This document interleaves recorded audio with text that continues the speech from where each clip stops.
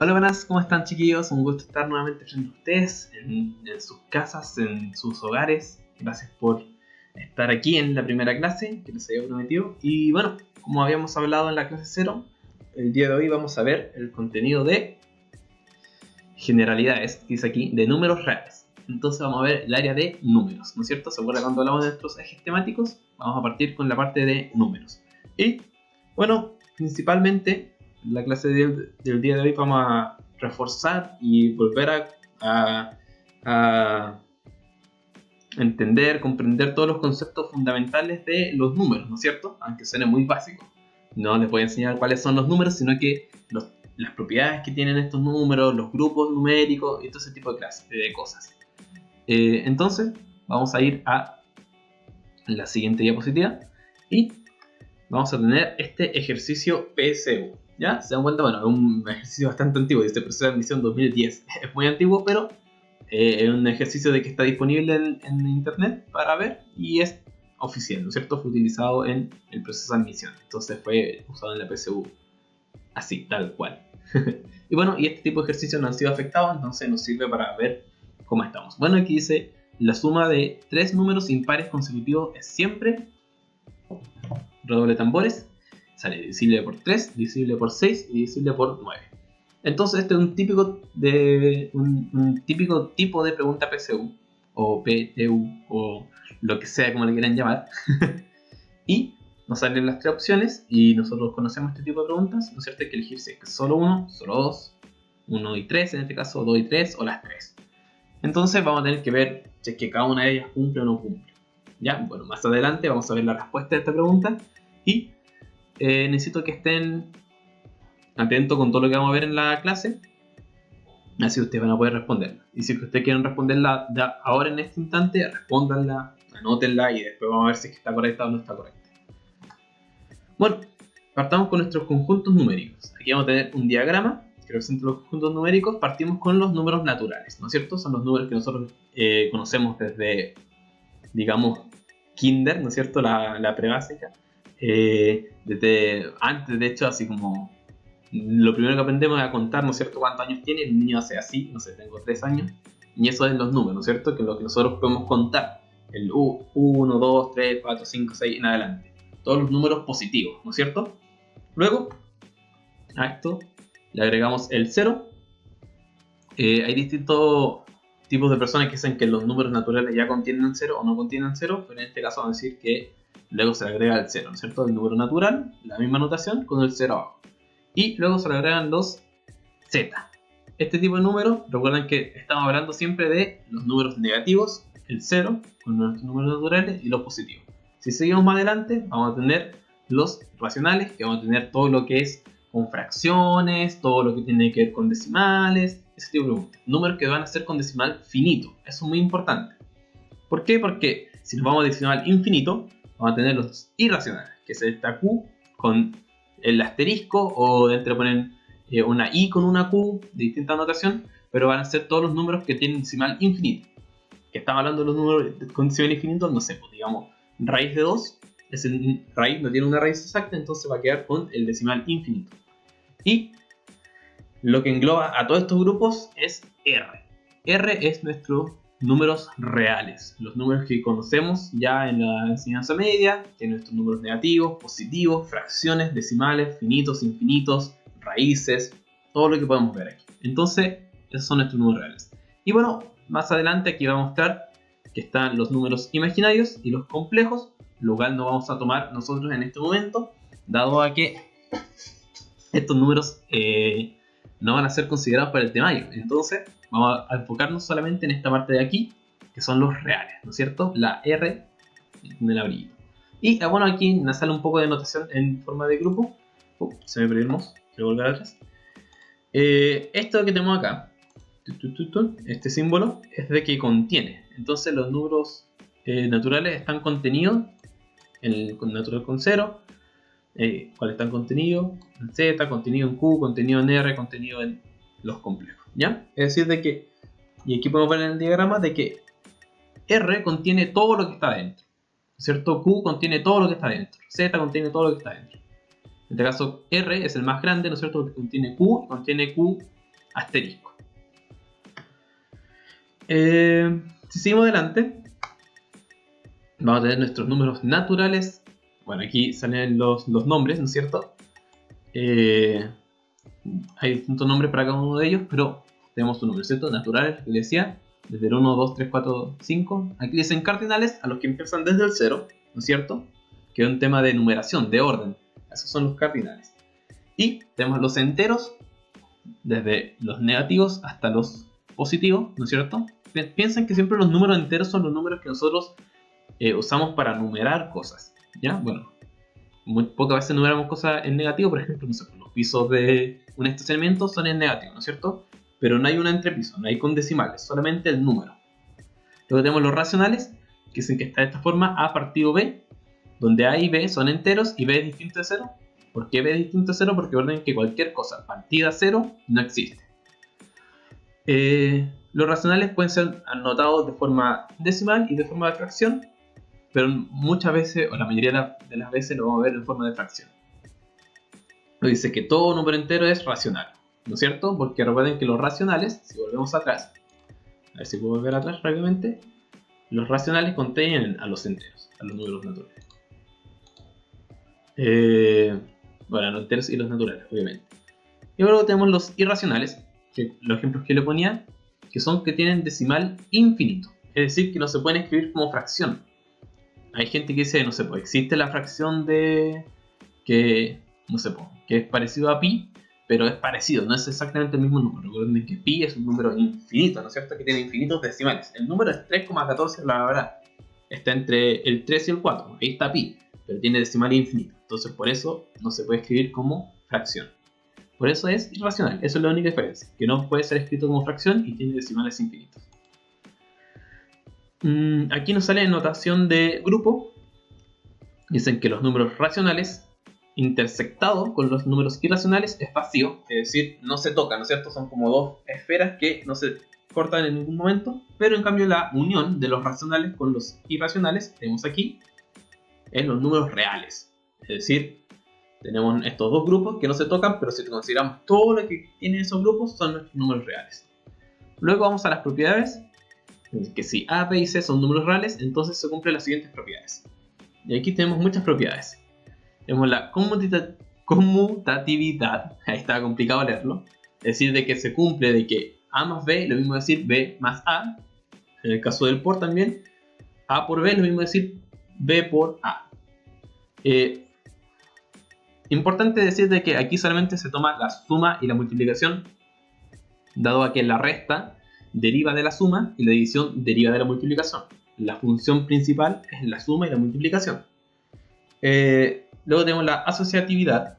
Tenemos aquí el ejemplo, ¿cierto? A más paréntesis B más C es igual a A más B paréntesis más C. Es decir, de que nosotros podemos sumar, asociar en este caso, y sumar los dos primeros, o los dos segundos, o los de los extremos, ¿no es cierto?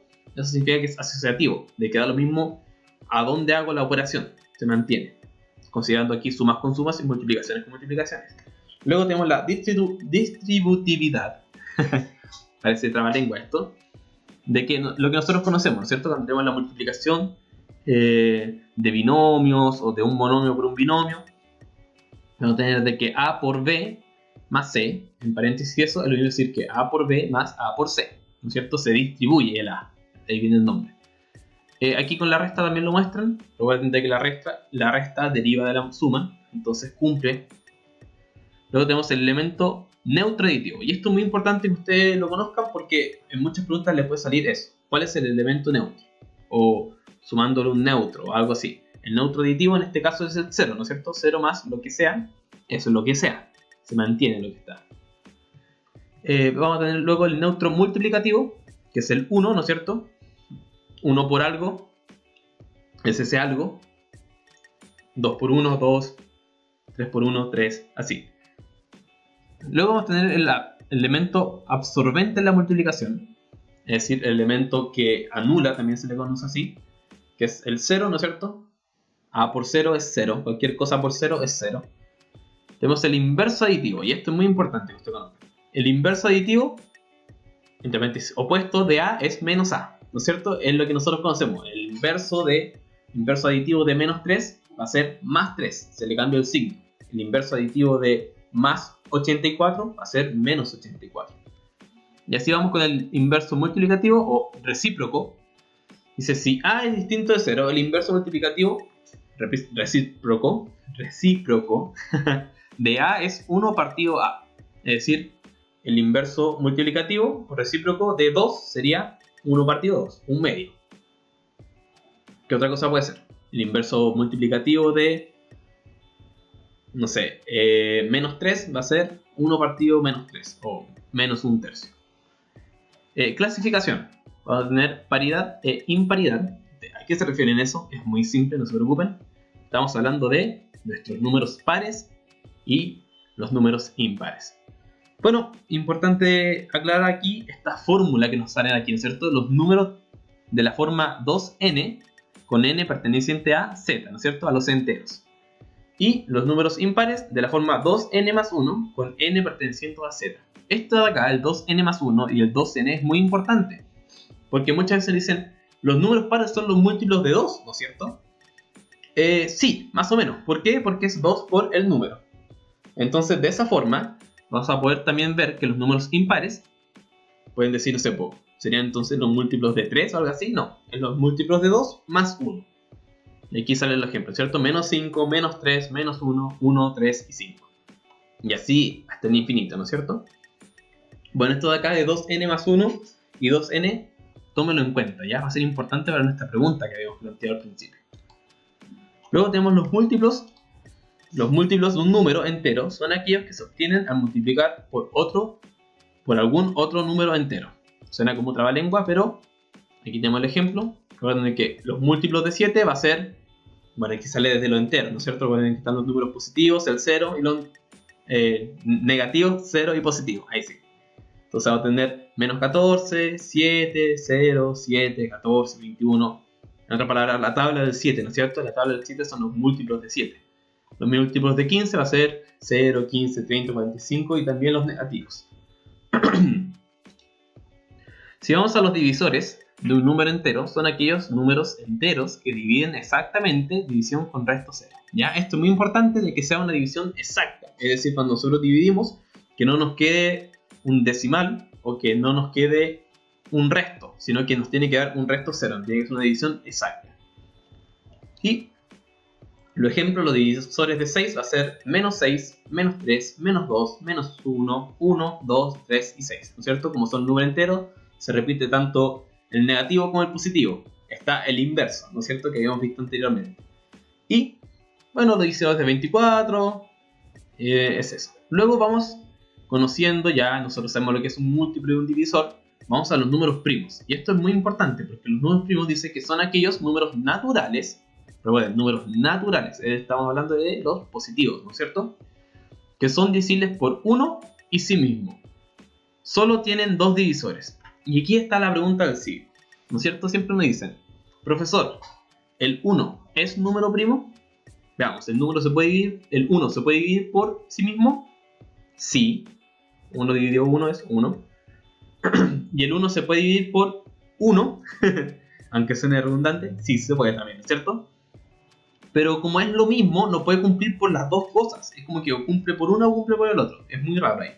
Entonces nosotros siempre consideramos que el primer número primo es el número 2. Que a su vez, el 2 es el único número primo que es par. ¿Ven? Mucha gente se confunde. Dicen que los números primos son los impares. Pero no. Son los números que se pueden dividir por 1 y por sí mismo.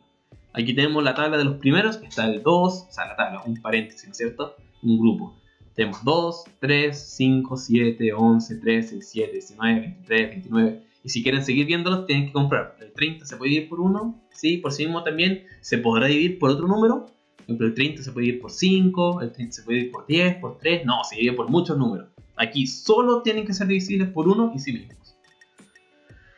Vamos adelante. Aquí dice. El 1 no es primos, pues solo tiene un divisor. Es lo que yo decía. Tiene que tener dos divisores. Luego vamos acá con el mínimo común múltiplo. Continuando con conceptos que ya conocemos, pero importante repasar. Dicen que el mínimo común múltiplo de 2 o más números naturales corresponde al menor de los múltiplos positivos que tienen en común. De nuevo con los trabalenguas, pero aquí vamos a tener el ejemplo. Por ejemplo, el mínimo múltiplo entre 2, 4 y 6 se puede obtener a través del siguiente método. Se divide cada número por números primos hasta que cada columna quede 1. El producto de ellos corresponde al mínimo múltiplo entre 2, 4 y 6. Ya, bueno, aquí voy a rayar un poquito para explicarlo también. Aquí vamos a anotar, bueno, quiero encontrar el mínimo múltiplo entre 2, 4 y 6. Hay dos formas, ya voy a explicar primero esta forma, que es la forma más corta, entre comillas, y después voy a ver la otra forma. Mínimo múltiplo entre 2, 4 y 6, anotamos el 2, el 4 y 6 en la tabla, como están acá, y lo vamos a dividir por el primer número primo que pueda dividir a estos.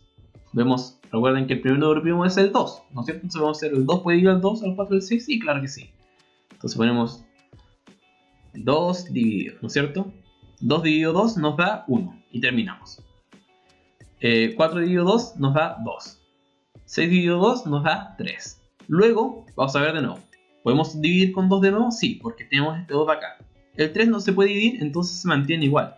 Lo anotamos como 3 de nuevo abajo. Pero 2 dividido 2 nos da 1 y aquí terminamos. Luego aquí vamos a pensar. ¿El 3 lo podemos dividir por 2? No. Entonces, ¿por qué tenemos que dividir? Por el primo que viene después de 2, que es el 3. 3 dividido 3 nos da 1 y terminamos. Y aquí vamos a tener 2, 2 y 3. ¿Cómo encontramos el mínimo múltiplo entre ellos? Aquí está. Vamos a multiplicar 2 por 2 por 3.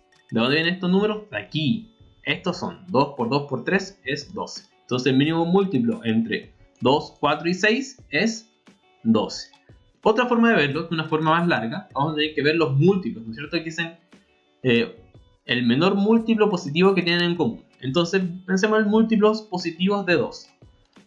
Bueno, 2 va a ser, voy a anotarlo aquí, se ve muy feo porque estoy con el mouse, pero se entiende. Bueno, múltiplo de 2 va a ser 2 por 1, 2, 2 por 2, 4, 2 por 3, 6, ¿no es cierto? Así adelante. 8, 10, eso es un 10, no se confundan, etcétera, ¿no es cierto?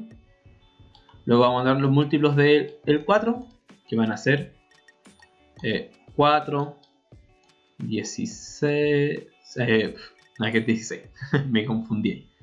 Déjenme borrar. Ahora sí, estaba pensando en 4 por 4, nada que ver. 4, 8, 12, ahora sí, 16, ¿no es cierto? Y así en adelante. Aquí voy a anotar el 12 también, porque algunos ya se darán cuenta para qué me sirve el 12. Y luego vamos a dar los múltiplos de 6, que recordemos que son 6, 12, 18, bla bla bla, bla bla bla. Entonces nosotros, ¿qué vamos a decir? Ya, aquí tenemos los múltiplos, ¿no es cierto? Los primeros múltiplos, vamos a encontrar el menor múltiplo positivo que tengan en común. Entonces, ¿qué múltiplos tienen en común aquí? Por ejemplo, no sé, el 2 y el 4. Ah, pero el 6 no lo tiene. Por ejemplo, el 6 y el 6. Sí, bien. Ah, pero el 4 no lo tiene. ¿Cuál tienen en común? Ah, aquí está. El 12, el 12 y el 12. El menor múltiplo que todos tengan en común, en este caso es el 12. Por ende, el mínimo común múltiplo es 12. ¿Se dan cuenta? Esta forma de hacerlo es mucho más larga. En cambio, usar la tablita es más fácil y más corto. Luego vamos al máximo común divisor, que suena como lo al revés, ¿no es cierto?, de lo que acabamos de ver. Pero bueno, aquí nos dice, el máximo común divisor de dos o más números naturales corresponde al mayor de los divisores positivos que tienen en común. ¿Ya? Es muy similar, suena al revés, ¿no es cierto? Bueno, el máximo común divisor entre 36, 18 y 24 se puede obtener a través del siguiente método. Estamos aquí, bueno, un poco más adelante. Aquí está. Se divide por números primos que sean divisores comunes de los números, hasta que ya no se pueda dividir todos en forma simultánea. El producto de ellos corresponde al máximo común divisor. ¿Qué vamos a hacer ahora aquí? Vamos a dividir con un número primo que pueda dividirlos a todos. ¿Ya? Aquí es importante que los pueda dividir a todos. Si es que aquí no hay un número que los pueda dividir a todos, terminamos. Es decir, bueno, entre el 36, el 18 y el 24 todos son pares, entonces se pueden dividir por 2. Los dividimos, nos dan 18, 9 y 24. O sea, y 12, perdón. Luego vemos aquí, este se puede dividir por 2, este se puede dividir por 2, pero el 9 no se puede dividir por 2. Entonces tenemos que ir adelante. ¿El 18 se puede dividir por 3? Sí, muy bien. ¿El 12 se puede dividir por 3? También, sí se puede. ¿Y el 9 se puede dividir por 3? También, sí se puede. Entonces vamos a decir 18, 9 y 12 lo dividimos por 3. Y nos va a dar 6, 3 y 4. Y ahora vamos a pensar, ¿qué otro número primo puede ser? ¿El 2 podría ser? No, porque no divide el 3. ¿El 3 podría ser? No, porque no divide el 4. Y así vamos adelante. ¿El 5 podría ser? No, porque ya no divide a ninguno de todos. Entonces, terminamos. El 2 y el 3 lo tenemos y vamos a nuevamente multiplicar. 2 por 3 me da 6. Y así es la forma rápida de encontrar el máximo común divisor. Otra forma de encontrar el máximo común divisor, y esto es un poco más avanzado, tenemos que encontrar el factor en común que tengan todos estos. Es decir, tenemos 36, 18 y 24. Entonces, el pensamiento que tenemos que tener nosotros es más o menos cuando estamos factorizando. Muy parecido cuando factorizamos. Entonces, decimos decir, ¿qué multiplicaciones componen estos números? Aquí yo puedo usar, no sé, 1 por 36, 1 por 18, 1 por 24, ya, ese es un factor en común, el 1. Pero va a haber un número más grande. 2 por 18, bien, 2 por 9 también, 2 por 12 también, ya, entonces el 12 es un factor en común. Pero después yo me voy a dar cuenta, yo lo puedo factorizar todo esto por 6. 6 es el factor en común, ¿no es cierto? Porque 6 por 6 me da 36, 6 por 3 me da 18 y 6 por 4 me da 24. Entonces el factor en común, el que se repite en todos, es el 6. Esto es un poco más difícil de encontrarlo, se puede obtener de esta forma trabajando más, ¿no es cierto? Conociendo las multiplicaciones, las tablas, ese tipo de cosas. Bueno, sigamos avanzando, no nos quedamos pegados ahí y vamos a ver la consecutividad numérica. Y esto suena un poco más complicado, pero es bastante simple. Estas son cosas que nosotros conocemos desde la básica, ¿no es cierto? El sucesor y el antecesor. Sabemos de que el sucesor de todo número entero tiene un sucesor, eso es importante. Estamos hablando de los números enteros, recuérdense, ¿no es cierto? Entonces estamos hablando en Z. Z son los números que tienen solamente el número, ¿no es cierto? No tiene un decimal. O sea, el 2, el 3, este tipo de números. No 2,3, sino que 2 y 3. Entonces, ahora, nos decirte que todo número tiene un sucesor y ese sucesor se obtiene sumando 1 al número. Es decir, n pertenece a z, su sucesor será n más 1. Ya, igual con el antecesor, solo que el que viene antes, ¿no es cierto? Va a ser n menos 1. Al número le restamos 1. Los enteros consecutivos, vamos a decir que aquí está, dibujito muy lindo. Tenemos de que n menos 1 es el antecesor de n y n más 1 es el sucesor de n. Vamos a posición y valor absoluto, que va a ser lo último que vamos a ver en la clase de hoy. Nos dice, el valor absoluto de un número representa la distancia del número al 0, en la recta numérica. ¿Ya? Entonces, ¿yo qué les voy a decir? Cuando nosotros estamos hablando de distancias, las distancias siempre son positivas, ¿ya? Recuerden que nosotros no podemos medir en menos metros, por ejemplo. O sea, si yo mido, no sé, una puerta, de arriba hacia abajo es lo mismo que medirla de abajo hacia arriba, ¿no es cierto? Va a medir, no sé, 2 metros hacia arriba y 2 metros hacia abajo. No va a medir 2 metros negativo. Por eso, cuando hablamos de distancia, estamos hablando del número positivo. Por ejemplo, la distancia desde 0 al origen es 2 unidades. Igual que la distancia de menos 2 al origen. La relación es con barritas, ¿no es cierto? Barritas, el 2. Barrita 2 barra es igual a 2. Y barrita menos 2 barra es igual a 2. Vamos, aquí está el ejemplo. Aquí lo vemos, ¿no es cierto? Aquí decimos, el 2, el valor absoluto es la distancia entre el 0 y el número. Esta distancia es 2 unidades. Y esta distancia también es 2 unidades, ¿no es cierto? Tenemos 1 y 2. Otra forma, bueno, la forma más común de aprenderse esto es el valor absoluto de un número. Volviendo atrás. Es el número positivo, ¿no es cierto? Va a ser siempre el número positivo. De lo mismo, si el número es positivo o es negativo, siempre va a quedar con más. Y terminamos de ver esto. Es muy importante que se aprenda el valor absoluto. Luego vamos a hacer ejercicios y vamos a verlo en funciones nuevamente. El valor absoluto es muy importante que lo conozcan. Pero vamos a nuestra pregunta.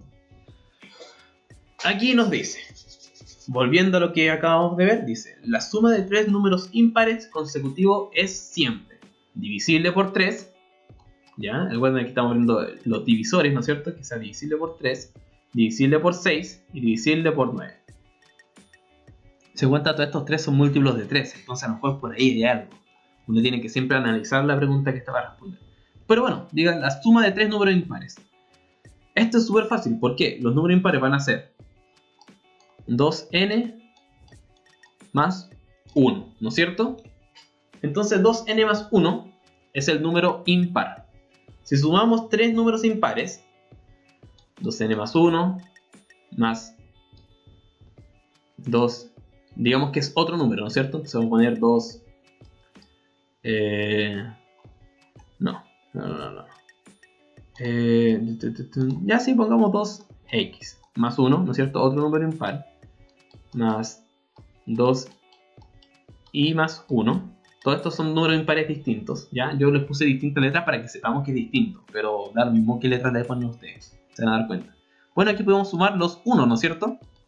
Entonces va a ser 2n más 2x más 2y más 3. Y aquí, ¿qué nos sale? Bueno, nos da lo mismo el valor que tome n, x e y, ¿no es cierto? Puede ser cualquier número. N puede ser 1, x puede ser 2, y puede ser 3. Y esta suma siempre nos va a dar más 3. ¿No es cierto? Entonces ese número va a ser divisible por 3. ¿Ya? ¿Cómo yo compruebo esto? Démosle valores a n, x e y. Y esto nos va a dar, no sé, digamos de que n sea 1, entonces va a ser 2 por 1 más 2 por 2, digamos que x es 2, más 2 por 3, más 3. Esto nos va a dar 2, esto nos va a dar 4, y esto nos va a dar 2 más por 6, o sea, por 3, 6, más 3. Sumamos 2 más 4 nos va a dar 6. 6 más 6 nos va a dar 12. O sea, bueno, más 3, ¿no es cierto? 6 más 6 es 12, 12 más 3 es 15. Y 15, curiosamente, nos damos cuenta al tiro, ¿no es cierto? Que es divisible por 3, es decir, 15 pertenece a la tabla de 3, claro. 3 por 5, 15. 15 es divisible por 6, no, ¿no es cierto? Porque 15 no pertenece a la tabla de 6.